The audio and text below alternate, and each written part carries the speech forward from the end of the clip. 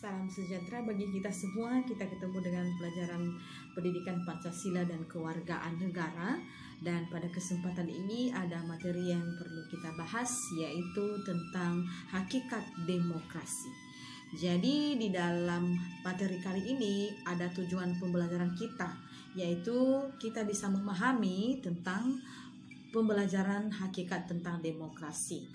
Ada beberapa hal yang perlu kita pelajari. Yang pertama yaitu tentang pengertian demokrasi itu. Dan kedua, bagaimana tentang klasifikasi demokrasi. Baru yang ketiga nanti ciri-ciri dan prinsip demokrasi. Baru yang keempat nanti tingkat persamaan dalam pengertian masyarakat. Demokrasi. Jadi menurut para ahli, yang pertama menurut Abraham Lincoln mengatakan demokrasi adalah pemerintah dari rakyat oleh rakyat untuk rakyat.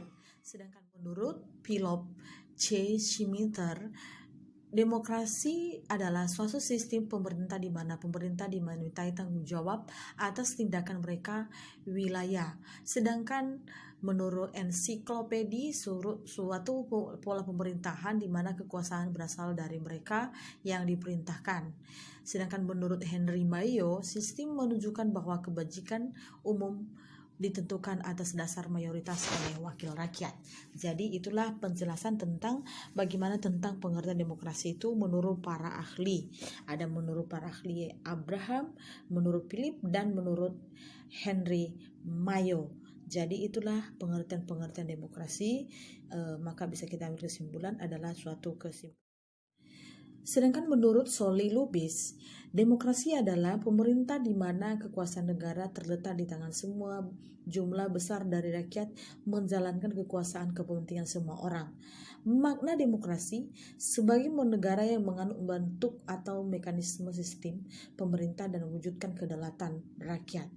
Prinsip demokrasi adalah prinsip trias politik yang membagi kekuasaan negara menjadi 3, legislatif, eksekutif, dan yudikatif. Sistem demokrasi adalah senantiasa mengingat kepentingan dan keinginan rakyat. Jadi itulah hal-hal yang perlu kita pahami tentang makna demokrasi itu dan prinsip demokrasi itu dan sistemnya. Itulah pemahaman tentang bagaimana penjelasan makna demokrasi. Intinya adalah untuk rakyat, untuk rakyat, oleh rakyat, dan milik rakyat. Jadi itu tentang demokrasi yang ada pada saat ini. Ciri pokok berjalannya proses demokrasi, yaitu ada pemerintah yang menjalankan kehendak rakyat, kemudian adanya pemisahan kekuasaan pemerintah, kemudian adanya mekanisme tanggung jawab dari pemerintah. Jadi itu ciri-ciri berjalannya proses tentang demokrasi. Harus ada dulu pemerintah, harus ada rakyatnya, kemudian ada juga pemisah antara rakyat dan pemerintah, juga ada pemisah mereka, kemudian ada yang bertanggung jawab untuk pemerintah tersebut. Itu ciri-ciri tentang demokrasi, sehingga bisa kita pahami perbedaan mereka antara pemerintah dengan rakyat tersebut. Dan kalau tanggung jawab adalah sama-sama ada tanggung jawab pemerintah dan ada juga tanggung jawab untuk rakyat. Jadi pelaksanaan untuk demokrasi ini dilaksanakan untuk rakyat semuanya, bukan hanya untuk kepentingan pemerintah saja, tapi untuk lebih besarnya yaitu kepentingan rakyat. Itulah yang perlu kita pahami di dalam suatu penjelasannya. Kriteria dan menentukan situasi demokrasi. Ada pertama yaitu ada kekuasaan, ada keadilan, ada kesejahteraan, ada peradaban, ada afeksi, dan ada keamanan dan kebebasan. Jadi itu salah satu kriteria untuk menentukan situasi demokrasi. Kalau misalkan salah satunya tidak ada, maka tidak bisa menentukan tentang sistem pemerintahan, yaitu sistem tentang demokrasi. Karena demokrasi ini tersangkut pautnya juga dengan kekuasaan. Tentang kekuasaan itu adalah sebagai pemimpin. Jadi kemudian keadilan, dalam suatu negara perlu rasa keadilan dan juga kesejahteraan rakyat. Kemudian tentang peradaban juga ada hal itu demikian, ada afeksinya dan keamanannya. Jadi kalau mungkin minggu lalu kita bahas tentang keamanan yang dinyatakan oleh pemerintah kepada rakyat, dan kebebasan juga. Kebebasan itu kebebasan untuk hidup, kebebasan untuk menganut agama, dan kebebasan untuk mengeluarkan pendapat dan hak pilih dipilih. Klasifikasi demokrasi. Yang pertama, ada cara menyampaikan pendapatnya secara demokrasi langsung. Kalau demokrasi langsung, itu rakyat langsung menyalurkan kehendaknya. Jadi tanpa disuruh-suruh dan tanpa pilih siapa wakilnya yang menyampaikan kepada pemerintah. Kemudian demokrasi tidak langsung dan perwakilan. Artinya di penduduk negara yang selalu bertambah. Ya, kenapa harus ada ini? Karena penduduk negara yang selalu bertambah. Kemudian masalah yang dihadapi pemerintah makin lama makin rumit. Kemudian setiap warga negara mempunyai kesibukan sendiri. Jadi kalau misalkan ada demokrasi tidak langsung itu karena masalah yang dihadapi pemerintah itu terlalu rumit, kemudian setiap warga negara punya kesibukan tersendiri. Jadi makanya ada salah satu cara yaitu tentang demokrasi tidak langsung. Itu pemahaman masalah tentang klasifikasi demokrasi. Jadi ada cara penyampaian pendapatnya itu melalui langsung dan melalui tidak langsung. Ya, kalau misalkan tidak langsung berarti harus dipilih. Demokrasi perwakilan dengan sistem pengawasan langsung dari rakyat atau referendum. Rakyat memilih wakil untuk duduk di bangku lembaga perwakilan rakyat. Jenis-jenis referendum. Pertama, referendum wajib yang dilaksanakan oleh Presiden Rakyat. Kemudian referendum tidak wajib, rakyat yang mengusulkan. Baru referendum konsultasi atau sebatas meminta persetujuan saja, pemerintah meminta pemerintah para ahli. Jadi referendum ini yang dilaksanakan di dalam suatu lembaga ya pemerintahan, yaitu tentang pemerintahan negara Republik Indonesia. Jadi demokrasinya ia memiliki juga referendum, ada yang wajib, ada yang tidak wajib, dan ada juga tentang konsultatif saja. Jadi itu pemahaman tentang bagaimana tentang demokrasi perwakilan ya dengan sistem pengawasan. Jadi ada hal-hal demikian yang perlu kita benahi. Titik berat perhatian. Pertama, demokrasi formal, menjunjung tinggi persamaan dalam bidang politik. Kedemokrasi material, memandang kesamaan manusia dalam persamaan bidang sosial. Baru demokrasi campuran. Demokrasi campuran ini adalah antara demokrasi formal dengan demokrasi material. Jadi mengambil kebaikan dan membuang. Ada hal-hal yang tidak baik itu dibuang, sedangkan hal-hal yang baik itu disimpan dan diterapkan di dalam suatu sistem yang ada. Jadi titik berat perhatiannya adalah tentang bagaimana tentang demokrasi formal, kemudian demokrasi material. Jadi ini yang perlu dibenahi ketika kegiatan demokrasi itu ada. Jadi ada titik berat perhatiannya, ada yang perlu mau disiapkan. Yang pertama tentang bidang politik dan bidang sosial. Sehingga ada campuran juga antara politik dengan sosial. Jadi itu yang dititik beratkan untuk perhatian kepada rakyat dan masyarakat. Wewenang dan hubungan antara kelengkapan negara. Pertama, ada deklarasi parlementer, pemerintah yang dikuasai oleh parlemen. Demokrasi presidensial, demokrasi dengan pemerintahan yang dijalankan oleh presiden. Jadi itu wewenang dan hubungan antara alat kelengkapan negara. Kalau demokrasi parlementer itu tadi, itu pemerintah yang menguasai semuanya. Kemudian demokrasi presidensial, itu demokrasi dengan pemerintah yang dijalankan oleh presiden. Jadi pemahaman tentang wewenang itulah hal-hal yang perlu diketahui jika kita mempelajari tentang wewenang dan hubungan antara alat kelengkapan negara. Kemudian ada demokrasi parlementer, yaitu pemerintah yang dikuasai oleh parlemen. Artinya ada pihak-pihak tertentu yang bisa memahami tentang bagaimana tentang demokrasi parlementer itu. Sedangkan demokrasi presidensial itu demokrasi dengan pemerintah yang dijalankan presiden. Artinya semua kegiatan itu dijalankan oleh. Ciri-ciri demokrasi. Yang pertama, ciri utamanya adalah hukum masyarakat dan dilakukan oleh HAM, oleh setiap anggota masyarakat suatu negara.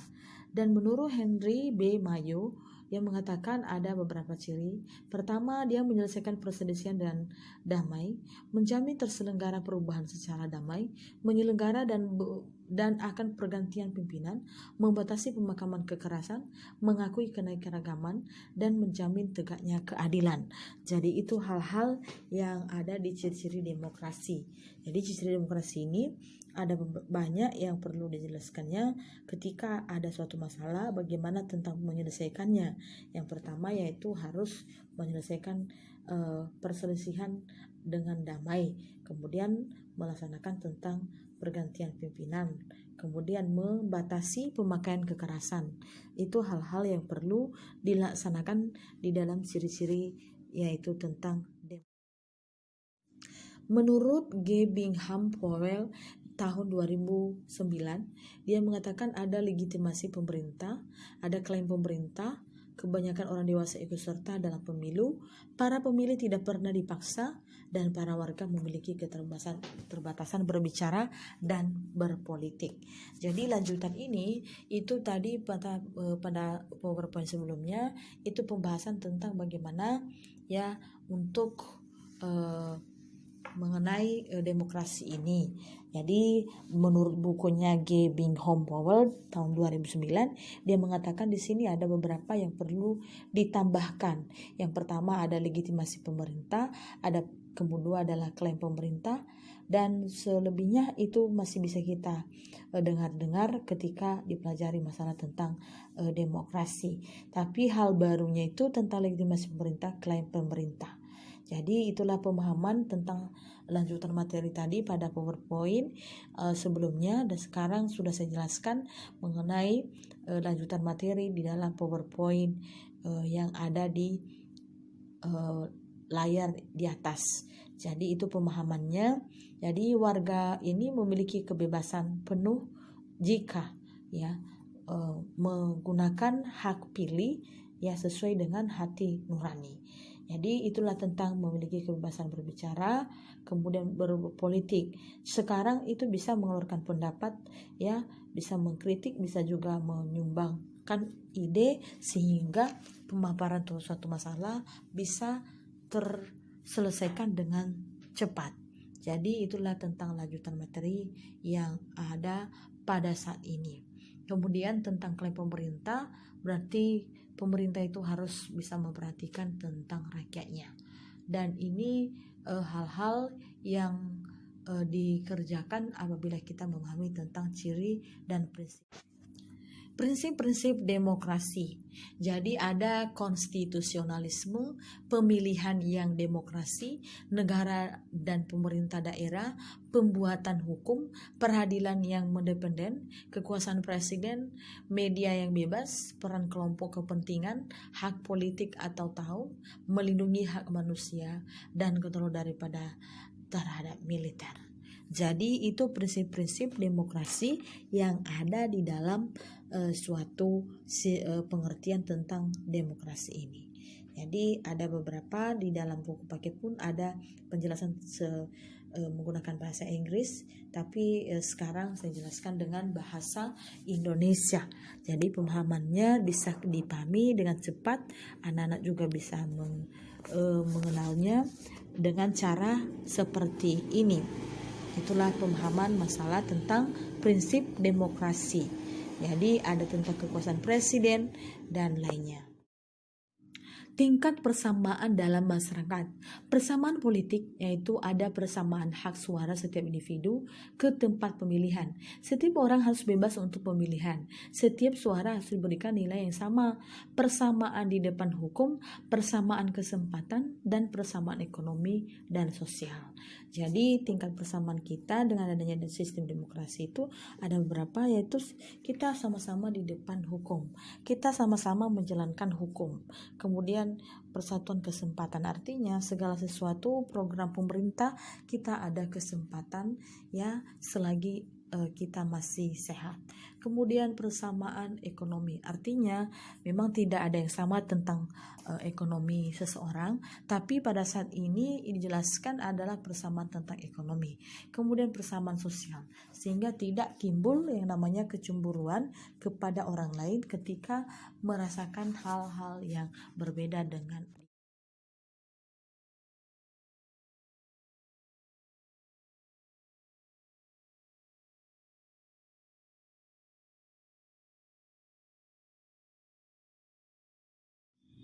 Demikian pembelajaran kita hari ini. Sampai ketemu dengan pertemuan selanjutnya. Selamat pagi, terima kasih.